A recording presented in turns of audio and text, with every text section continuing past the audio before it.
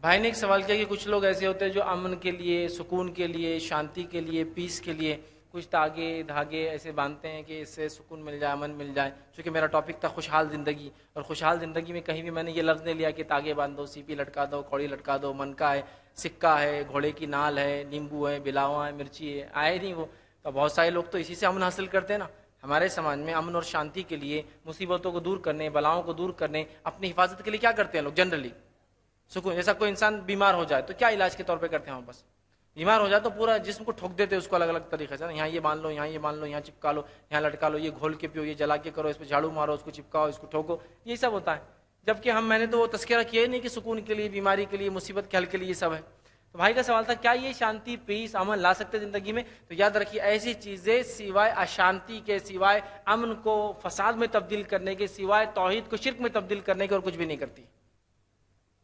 پوری اچھی خاصی شانتی بھنگ ہو جاتی ہے عام زبان میں کہو تو، اچھا خاصا پیس وہ ڈسٹروائے ہو جاتا ہے، خراب ہو جاتا ہے. یاد رکھیے جیسے کہ دیکھا جاتا ہے کوئی انسان بیمار ہے تو ہمارے سماج میں بیمار کو کیا کرتے ہیں؟ بیمار کو جو ہے مختلف قسم کے تعویذات پہنائے جاتے ہیں. یاد رکھیے نبی اکرم صلی اللہ علیہ وسلم کے زمانے میں لوگ بیمار ہوئے، کون سی نئی بات ہے، جب بھی ہوئے، آج بھی ہوتے اور قیامت تک ہوں گے. تو کیا نبی اکرم صلی اللہ علیہ وسلم نے یہ طریقہ اختیار کیا جو آج ہم کر رہے ہیں، تعویذ والا؟ کوشچن یہ اصل دیکھیے کوئی بھی چیز ہم کو نبی اکرم صلی اللہ علیہ وسلم کی زندگی سے اور صحابہ سے لینا ہے نا. انہوں نے کیسا سمجھا؟ کیا انہوں نے امن، شانتی، پیس، بیماری کے علاج کے لیے کیا؟ کوشچن یہ. انہوں نے اللہ پر توکل کیا، بھروسہ کیا، صبر کیا اس بیماری کے اوپر، اور ساتھ میں سنت علاج کا علاج کروایا. یہ کام کیا انہوں نے. لیکن کوئی ایک نے تعویذ نہیں مانتا. آج ہمارے پاس یہ ہوتا ہے. آج ہمارے پاس گھر میں امن اور شانتی رہے، شیطان داخل نہ ہو، برائی داخل نہ ہو، تو اس کے لیے کیا کر رہے ہیں؟ کوئی سکہ ٹھوک رہا ہے گھر کے سامنے 10 پیسے کا، 20 پیسے کا، 8 آنے کا.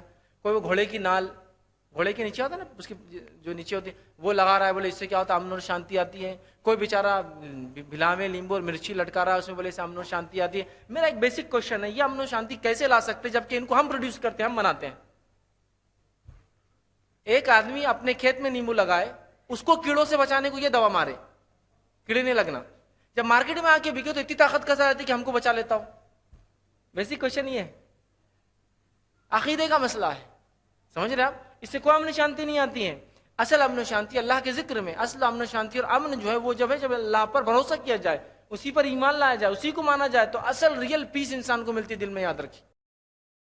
اب وہ چھوڑ کے ہم کو علاج کریں گے اس میں کچھ نہیں ہونے والا. یاد رکھیے یہ بہت سارے طریقے ہیں جو آج امن اور شانتی کے لیے ایجاد کیے گئے، یہ سنت سے ثابت نہیں. میں صرف اتنا کہتا ہوں نبی اکرم صلی اللہ علیہ وسلم کی زندگی سے لائیے. کبھی آپ نے کسی کو پڑھ کر کوئی تعویذ قرآنی یا غیر قرآنی کبھی دیا ہو، یا کسی صحابہ نے قرآنی یا غیر قرآنی کسی کو بولا تمہاری بیماری تو یہ پہن لو، یہ لٹکا لو، یہ چپکا لو، یہ ٹھوک لو، یہ گھول کے پیو، اس کو دھو کر پیو؟ کبھی کبھی ایگزامپل میں چاہ رہا ہوں کہ ہاں یہ حدیث میں آتا ہے یہ صحابی لیتے تھے، یہ صحابی نے تشتریاں پی، وہ صحابی نے یہ لٹکایا، وہ صحابی یہ چپکاتے تھے، وہ صحابی وہ باندھتے تھے، وہ صحابی نے لوہے قرآنی لگایا کہ دکان میں اور مکان میں خیر و برکت آئے، وہ فلانے. وہ ایک واقعہ چاہیے ہم کو ایسا.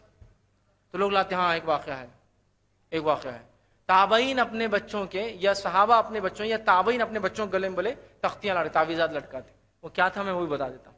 تابعین اپنے بچوں کے گلے میں دعائیں لکھ کر لٹکا دیتے تاکہ وہ بچہ بھی دعا یاد کرے اور دیکھ کر دوسرے بچے بھی دعائیں یاد کریں.